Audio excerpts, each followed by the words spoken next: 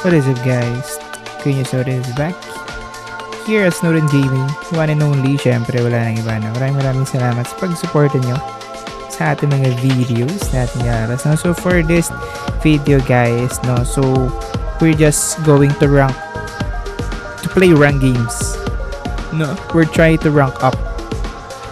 No, so I just play the game. No, so I hope you watch and watch me play, play with me. So I hope you're playing too. So ayun, let's go. What is up guys? So ayun, Kuya Snowden is back. Kalaban natin si User ulit, no? Grabe naman. Ayaw niya magpalit ng pangalan na meron siyang 2,400 trophies.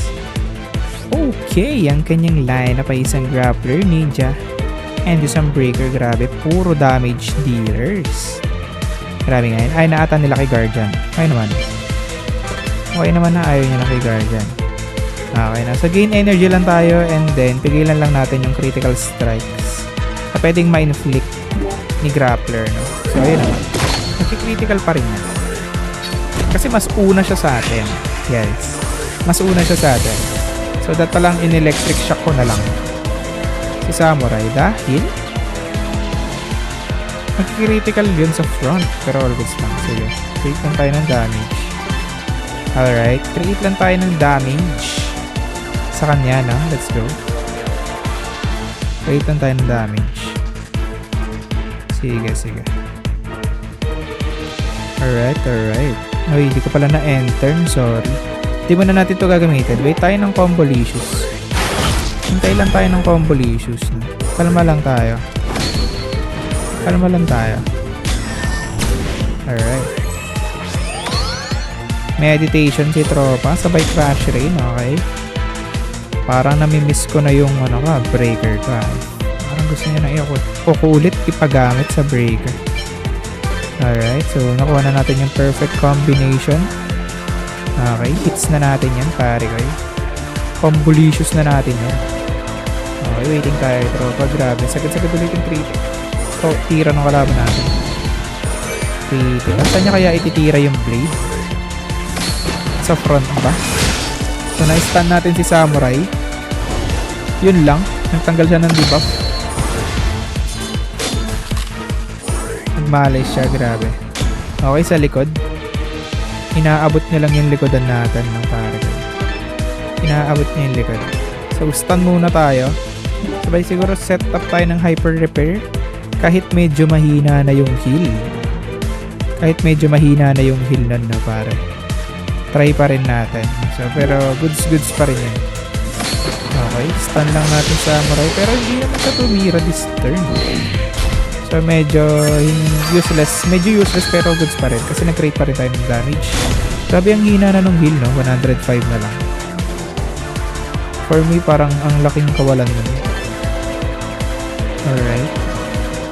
So, siguro magnetic armor tayo or heal. At pwede tayo mag-heal tsaka magnetic armor. Alright, so create lang tayo ng damage sa likod para pantay lang yung damage. So, pwede natin silang mapalagan gamit ang ating psychic. Kaya nag-void thrust ulit siya. Grabe nga yun. Buti naglagay tayo ng shielding sa harap dahil mag-crit yung void thrust sa kung sino yung kalaban na nasa front. Alright. So, mas mabilis naman yung guardian natin laban dun sa dalawa. So, sige. Create lang tayo ng damage. And also, while gaining energy gamit yung hammer. Alright. Okay, endless lunge. Energy gain, let's go. Yun lang, tumiran. Nag-ultimate na siya dun sa kanyang